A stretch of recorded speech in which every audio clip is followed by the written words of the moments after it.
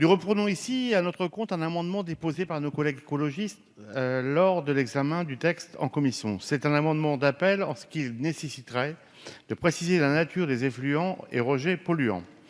Nous tous n'ont pas le même impact sur l'environnement et l'aquaculture n'est pas nécessairement nocive par elle-même. Un élevage de poissons, par sa dépendance vis-à-vis de la qualité de l'eau, peut même être un facteur de protection du milieu. Un élevage de saumon en cage peut être bénéfique par ses apports en nutriments dans un écosystème pauvre ou au contraire entraîner par son intensification une grave pollution du milieu. Ce dont il nous faut nous prémunir, c'est de l'utilisation de produits chimiques, des engrais, des antibiotiques nocifs. Ce dont il nous faut également nous prémunir, c'est d'une course à la compétitivité et au développement d'une aquaculture intensive qui nous conduira nécessairement dans le mur. Selon le dernier rapport de la FAO, la production aquacole devrait continuer à augmenter de plus de 4% par an jusqu'en 2022. Cette croissance rapide est une opportunité économique, mais aussi un risque, car plus l'élevage industriel croît, et plus son impact potentiel sur l'environnement et les populations locales est grand. C'est pourquoi nous sommes favorables à ce que la demande croissante de produits aquacoles s'accompagne de la généralisation des procédures de certification environnementale des exploitations. Merci, monsieur le député. En discussion commune, j'ai le 41, monsieur Blainven. Vous avez la parole. Merci Madame la Présidente. Oui, je voudrais simplement confirmer ce qu'a dit Monsieur Carvalho et que le développement de l'aquaculture est conditionné à un environnement très favorable. Et donc, je confirme qu'il faut vraiment se prémunir de ces fuites qui peuvent être aussi bien des fuites d'antibiotiques, de pesticides, d'animaux génétiquement sélectionnés. Et donc, il est indispensable de mettre en place un contrôle des effluents et des rejets de ces fermes aquacoles qui sont appelées à se développer. Merci. Merci, monsieur le député. Monsieur le rapporteur, votre avis sur ces deux amendements, s'il vous plaît. Merci Madame la Présidente. Écoutez, c'est un amendement défavorable et je vais faire un petit peu de publicité pour ceux qui sont intéressés par la lecture liée à l'économie maritime. Vous avez le numéro du Marin de cette semaine, donc le journal hebdomadaire de l'économie maritime, qui traite de la question aquaculture. Et vous voyez que partout ailleurs, en Europe, une poussée, développement, sauf en France. Vous voyez. Cette proposition de loi, mon ambition et celle du gouvernement, nous avons travaillé ensemble sur cette partie-là, c'est justement de redonner un coup d'accélérateur à l'aquaculture. Pas façon Far West, donc on va faire les contrôles nécessaires, il y a des autorisations. Mais je pense qu'il faut qu'on fasse attention, ça a été dit hier par le ministre, à pas non plus jeter la suspicion en permanence. Nous avons des normes, nous avons des moyens de les contrôler, donc moi j'appelle à une présomption de confiance sur le développement de ces activités. Vous avez évoqué le défi alimentaire qui se pose à nous-mêmes aussi. Les Français veulent de plus en plus de poissons, on en pêche de moins en moins pour les raisons que l'on connaît. Il faudra donc trouver une source alternative. Donc moi j'appelle à la retenue sur la question de l'aquaculture pour ne pas jeter la suspicion sur une filière qui produit bon an mal an 7 000 tonnes aujourd'hui en France, à qui on a donné un objectif de produire 12 000 tonnes. Et je crois qu'il faut qu'on se donne les moyens. Et les moyens, c'est aussi les contrôles. Ils existent dans notre pays. Donc allons de l'avant dans la confiance. Donc avis défavorable sur ces amendements. Merci, monsieur le rapporteur. Monsieur le ministre, vous avez la parole. Merci, Madame la Présidente. Sur le fond, d'abord, concernant l'aquaculture, je pense que l'équation est assez simple. Nous avons aujourd'hui une situation, un constat. La France importe 50% de sa consommation. La contribution, si j'ose dire, de la filière au déficit du commerce extérieur est de 3,6 milliards chaque année. C'est un des postes les plus importants. Bien sûr, nous sommes tous dans la défense de la politique commune de la pêche. C'est-à-dire que ce n'est pas le prélèvement sur les ressources naturelles qui va nous permettre de répondre à cette question. Et la France est engagée dans la mise en œuvre de la politique commune de la pêche. Et donc, si ce n'est pas les ressources naturelles, il reste quoi ? Soit constater qu'on va continuer à acheter des produits aux autres, soit on va développer l'aquaculture. Et cette question, elle est majeure, car l'équation qui consiste aujourd'hui à se demander comment on arrive dans ce pays, où on a une grande façade, où on a des cours d'eau, où on a un savoir-faire, à ne pas développer l'aquaculture, c'est quand même une vraie question. Et les réponses ne sont pas si simples. Je connais puisque dans mon département, ça a connu un développement très important, à partir de rien d'ailleurs, dans les années 1980 jusqu'à aujourd'hui. Mais enfin, c'est un constat quand même de difficulté. Probablement que les questions réglementaires ne sont pas étrangères à cette situation, pas que. Et quand je regarde votre amendement, au fond, votre amendement, dans son objectif, il peut être signé, mais qu'est-ce qu'il ajoute de plus? Il dit « Les fermes aquacoles doivent s'assurer qu'aucun effluent ou qu'aucun rejet ne contamine le milieu aquatique et les populations d'espèces qui y vivent. » Mais c'est une obligation qui existe déjà. C'est-à-dire, si aujourd'hui vous avez une ferme aquacole qui va polluer le milieu naturel, il n'y a pas besoin de votre amendement, les poursuites seront immédiatement engagées. Ça existe tous les jours. Ce n'est pas du tout une réponse, c'est une déclaration d'intention, une pétition de principe, et en plus qui va être mal reçue. Alors que nous avons mis en place, avec Ségolène Royal et Stéphane Le Foll, un plan de progrès, c'est-à-dire avec les professionnels, justement pour que cette exigence-là, qui est partagée par les professionnels, cette exigence-là, elle soit au rendez-vous, et nous avons mobilisé par circulaire l'ensemble des préfets pour pouvoir y arriver. Donc l'objectif, il est totalement partagé. La réalité de votre amendement, c'est déjà en droit positif quelque chose qui est acquis. Évidemment, quand vous avez une pisciculture, vous ne pouvez pas aller polluer le milieu naturel. C'est même le b.a.-ba. Si vous le faites, eh bien, vous êtes poursuivi.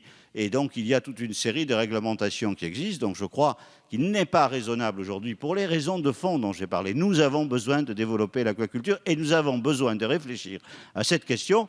Pourquoi est-ce que ça avance si lentement dans ce pays? Et donc, je ne pense pas que votre amendement, dès lors qu'il n'apporte rien de plus en matière de protection de l'environnement, puisse être lu comme s'inscrivant dans cette démarche qui est aujourd'hui largement partagée. Donc, je souhaite que ces amendements soient retirés. À défaut, j'émets un avis défavorable.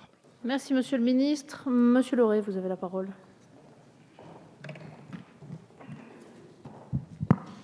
Merci, Madame la Présidente. Je voudrais quand même donner mon avis sur ce sujet. Je crois que mes collègues du groupe veulent s'associer à moi pour rejoindre l'avis du rapporteur et de Monsieur le Ministre. Effectivement, vos objectifs, nous les partageons et on est assez nombreux ici à bien connaître la production aquacole, qui est une production difficile à mettre en œuvre, très difficile à mettre en œuvre. Et pour connaître personnellement un certain nombre de producteurs, très franchement, quand ils utilisent un antibiotique ou une source alimentaire qui peut être particulière dans un moment je veux dire, très court, ils ne le font pas de gaieté de cœur. Ils le font dans des conditions extrêmement contrôlées. Ils le font souvent en accord avec les services de l'État. Donc, quand vous proposez cet amendement, il est extrêmement violent. Jean-Luc Bonneven, qui est aussi quelqu'un qui connaît bien la production en général, vous savez très bien que utiliser ce type de produit ne se fait pas comme ça au petit bonheur la chance. Et si on veut donner un signe fort dans ce texte à destination des producteurs et des futurs producteurs, doubler la production, ça ne va pas être simple et on aura l'occasion de revenir un petit peu plus tard, notamment sur les contraintes environnementales, mais aussi sur les contraintes urbanistiques, sur le développement d'outils de production au-delà de la bande des 100 mètres, ça va être assez compliqué. Donc de grâce, n'amenez pas cet amendement qui est extrêmement contre-productif. En tout cas, je vous remercie. Merci, Monsieur le député. Monsieur Carvalho, retirez-vous cet amendement? Oui, Monsieur le Ministre, moi, je ne comprends pas très bien quand même vos arguments, parce que le contrôle n'exclut pas la confiance. Vous me dites, on ne va pas installer de radar sur les routes parce que ça va gêner les chauffeurs routiers qui vont le prendre mal et les automobilistes qui prennent mal. Pourtant, vous ne gênez pas pour le faire. Vous ne gênez vraiment pas pour le faire. Alors, contrôler ou certifier des gens qui ont une pratique de culture, comme on le fait pour les industriels qui utilisent des produits, etc., c'est pas insurmontable. Et le dernier argument du collègue de l'opposition, bon, je veux dire, c'est contre-productif ce que vous dites. Ça veut dire, laissez-les faire, il faut leur faire confiance. Non, on peut pas toujours, monsieur, je suis désolé, on peut pas toujours faire confiance et on doit s'assurer l'avenir. Parce que si on fait des erreurs, rappelez-vous les farines animales, si on fait des erreurs, on le paiera beaucoup plus cher. Donc il est maintenu ou retiré, Monsieur Carvalho? Maintenu. Monsieur Blainven. Oui, je partage en partie l'avis du rapporteur et de Monsieur le Ministre, mais je pense qu'on doit trouver un équilibre aussi, puisqu'on est sur des zones extrêmement sensibles et protégées. Et je pense qu'on a aussi un problème avec les riverains de ces zones-là. Et donc la question, c'est de trouver l'équilibre entre la protection effectivement de l'environnement et puis la réglementation qu'il faut malgré tout appliquer sur ces zones-là pour créer aussi la confiance auprès des riverains. D'accord, mais il est maintenu ou retiré? Je le retire. Il est retiré. Donc le 41 est retiré. Monsieur le rapporteur, vous avez la parole. Oui, simplement deux précisions. Un, on ne peut pas laisser dire à M. Carvalho qu'il n'y a pas de sanctions. Les sanctions, elles existent. C'est les articles L216-6 et L218-73 du Code de l'environnement. Sanctions applicables. Ça existe. Ce que je voulais dire tout à l'heure, et M. Bleven a compris en retirant son amendement, pour ouvrir ou pour exploiter un site d'aquaculture, vous devez avoir des autorisations. Et je vous invite, M. Carvalho, si vous vous ennuyez en vacances, d'essayer de lire comment on dépose une demande d'autorisation pour un ICPE, autorisation auxquelles sont soumises les exploitations d'aquaculture.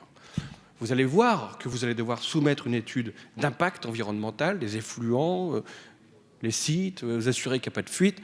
Donc, c'est, si vous me permettez l'expression, bordé de ce point de vue-là. Donc moi, je répète, et je demande, dans le cadre de ce débat, qu'on ne jette pas la suspicion sur une filière. Je pense que les arguments du ministre sont clairs.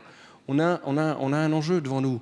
Il y a aussi de la main-d'œuvre. On a du savoir-faire. Il faut savoir, et je me permettrai simplement un petit rappel historique, la France avait la maîtrise technologique de l'aquaculture quand ça concerne les alevins de saumon. En 1960, M. Carvalho, nous étions quasiment à égalité en termes de développement, pour ne pas dire devant la Norvège. Regardez aujourd'hui, ce poisson, le saumon pour la Norvège, c'est la deuxième source de devises après le pétrole dans ce pays. Donc on a un vrai enjeu, un vrai sujet. On peut faire, il y a des développements d'aquaculture durable qui se mettent en place, on peut accompagner, on peut encourager, et je pense que c'est la démarche qu'a suivi le gouvernement jusqu'à maintenant et que nous essayons d'accélérer avec ce texte. Merci, monsieur le rapporteur. Monsieur Lambert, vous avez la parole. Merci, Madame la Présidente. Je suis arrivé trop en retard pour soutenir l'amendement que portait ma collègue Laurence Abeille, mais il rejoint entièrement celui de M. Carvalho. Et je crois que la sanction, elle existe dans tous les domaines de l'activité, que ce soit une activité personnelle, une activité professionnelle.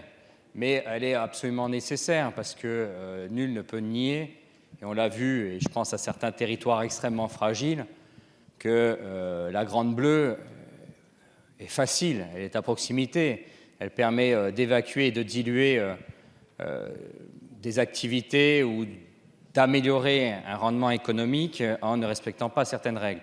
Eh bien là, nous posons les bases qui feront que nombre d'acteurs ne seront pas tentés à un moment donné ou à un autre de retrouver de fausses marges économiques en déversant dans les milieux fragiles leurs produits chimiques.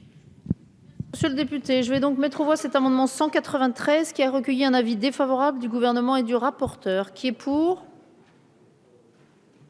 Qui est contre? Il n'est pas adopté.